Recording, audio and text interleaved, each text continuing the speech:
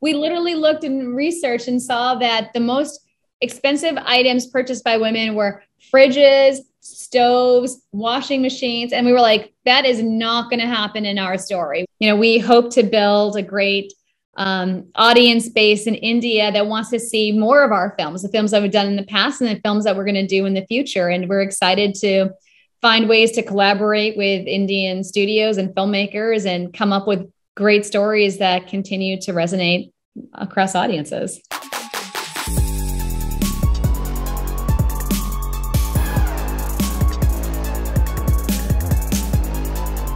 So tell us a bit about Queenpins. What was the thought behind it? And we kept looking for a story that we would be able to resonate with. And we stumbled across on a coupon blog, just a very brief write-up about two women who had counterfeited coupons and ended up as part of this $40 million coupon scam. Very limited details. And we ended up fascinated by the story. We reached out to a detective in Phoenix, Arizona, and he started giving us more information on the story. And we realized we were so drawn to this story because it was connecting with us. Yeah, I think for years, we would try to get movies with bigger budgets off the ground and made. And we kept being told that we didn't have enough value within the industry to do it. So you would be in these meetings and they would say to your face, well, you don't have any value. And then we found this story and we ended up writing this story of these two women who feel undervalued that, you know, discover this coupon scam, and it helps them. It gives them this loophole around the system that's holding them back so they can find happiness and success. And we didn't really understand at first that they were so connected to us, but after we realized that we're kind of channeling that feeling into our characters. Right, which actually makes me ask that there have been so many films on scams, and on the other end of the spectrum, the bored housewife looking for a way to, cut out the boredom is a bit of a done to death stereotype. So how did you really, strike that balance and develop your characters? Yeah, well, the good news is this is the first coupon movie out there. There hasn't been a movie focused on coupons. So that was definitely very unique. And the storyline for Kristen Bell isn't that she's bored. It's that she's lost herself. She's had a tragedy in her life and she's trying to figure out what brings her joy, what brings her happiness, and how can she find worth for herself. You know, Connie and Jojo, our characters in the script, are undervalued and discounted, very much like a coupon. And the theme of that idea is trying to understand how you can bring value to yourself by trying to find a loophole to give yourself enough of an opportunity to succeed. But Kristen Bell's character is actually this real, she plays a former Olympian, and she's, everything she does to the extreme. So when she takes on coupons, like she does that to the extreme as well.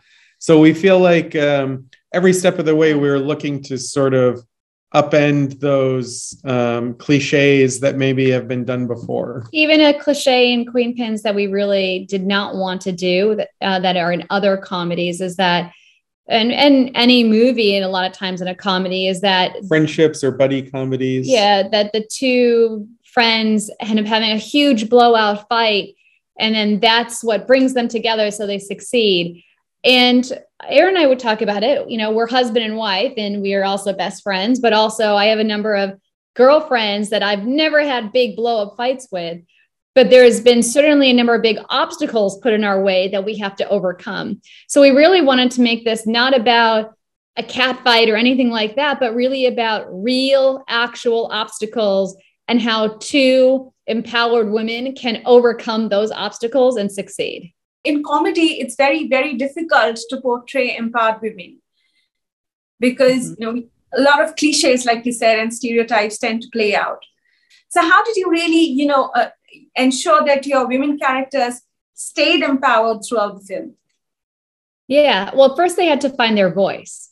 So they had to figure out how they could find their voice and succeed in the world. What was going to give them an ounce of power? So they have to figure out this coupon scam, right? And that's what gets them realizing like they have a chance at something in this world to succeed. But once they're succeeding, first of all, what they're doing is also helping so many other people in the country, right? They're allowing families to buy diapers cheaper and all of these other products that they may not have been able to afford at a discount price. So, that's the one thing that also, like, when you're doing good and you're giving back, you're also getting and receiving something in return, which is like that joy, and you feel empowered too. Like in their minds, they're a little like Robin Hood, where they're sort of stealing from the rich, these corporations, and then turning around and giving them to people that are struggling at a discount price. So they feel like they're doing good even when they're breaking laws. Yeah. But both characters are also just very driven. They're best friends, but they're both very ambitious and business savvy. And, we in no way wanted to make them people that didn't know, how to handle money or something like that. Although, it's different when you have more money than you've ever dreamed of. Like, then what do you do with that? Yeah. Like one thing that I thought was interesting that we realized when we were researching the script is a lot of the most expensive things out there you could buy if you were just had endless amounts of money are always aimed towards men. It's always sports cars and things like that. And then if you look at what's aimed towards women, it's like a fancy stove. Yeah. Yes. Right. It was like, we literally looked and researched and saw that the most expensive items purchased by women were fridges, stoves, washing machines. And we were like, that is not going to happen in our story. We are going to have them buy the fanciest cars, go on a fancy jet plane, eat at the fanciest restaurants. Like, we are going to have our women live the lives that they want to live. Right. I'm so glad to hear that. I'm really excited to watch the movie as well. So Aaron and Geeta, you've co-directed the film, right? Yes. And this is not the first time you're doing it together. So really curious to know how you sort of divide the directing chores. Yeah. Well, really, we don't. Our job is to hopefully be like one unit together and one director together, but to provide like a really full perspective between the two of us. Yeah. I mean, there's a handful of married couples that write and direct together. And part of our process, we like to joke, is a bit like marriage therapy, because when we start writing our scripts, we're coming from two very different perspectives. So we have to sit down and really work to agree on what we're actually making. But once we agree and we have it in a script form that we really love, it makes the directing process that much easier, because we've now went through exhaustively all of the creative details of what we want to actually capture in camera. And the script is our merged vision. So now we have that. And then how do you execute it and turn it into a movie? You set out as documentary filmmakers. So, essentially truth seekers in a way. And then you've moved to fiction. So what has that shift been like for you? I mean, I think it's been exciting. All of our stories are, inspired by or based on true stories. So to us, it's sort of a natural progression of where we began. But we do, when you make a documentary film, it may be just us and our subjects for years. And I think what really appealed to us was that collaborative experience of suddenly having all of the actors and all of the crew to work with. And it just became exciting to see something where how can you take this fictional setting and make it as authentic and real as possible? And even if it's sort of like an outlandish idea, can you ground it and make it feel truthful and honest? And that always appeals to both of us. Yeah, absolutely. I feel like the documentary work that we've done was really training us for the work that we're doing in the narrative space. And I think, as Aaron mentioned, the fingerprints of who we are as filmmakers is really that we very much come from this place of truth and authenticity. So Queenpins is releasing in India as well. So how excited are the both of you about that?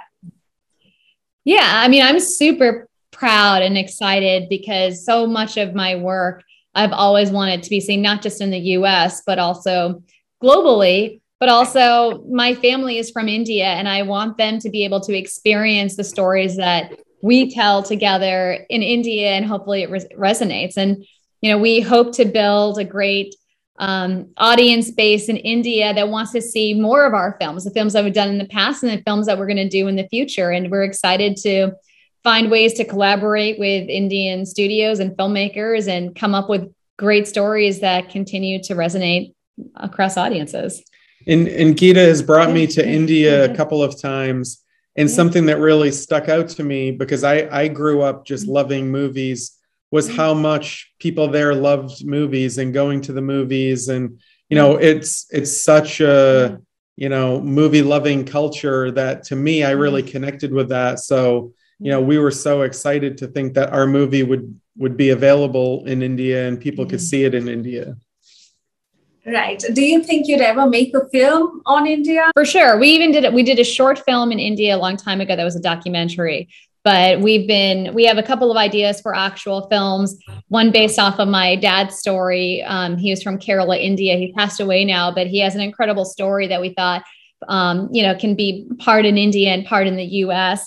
And then also just looking for other great stories that we could tell in India. We love that idea of bringing global audiences into worlds they've never known or expected.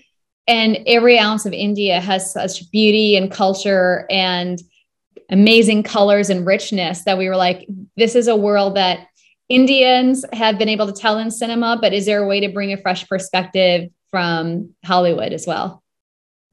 Right. And, my final question to the both of you, is there something in the pipeline? Are you working on something next? We're working on another true story. It's much more dramatic, kind of a dramatic thriller about an investigative reporter who spent 4 years investigating the Sackler family, who make OxyContin, the opioid that, has caused deaths in the United States, but they're also taking the drug and rebranding it and selling it internationally. And it's a very addictive drug that they sort of lied about how addictive it was. So it's a much more serious story. Queenpins is a comedy. This story is much more life and death, but it's something that's still affecting people all over the world. So it's really important for us to tell that story.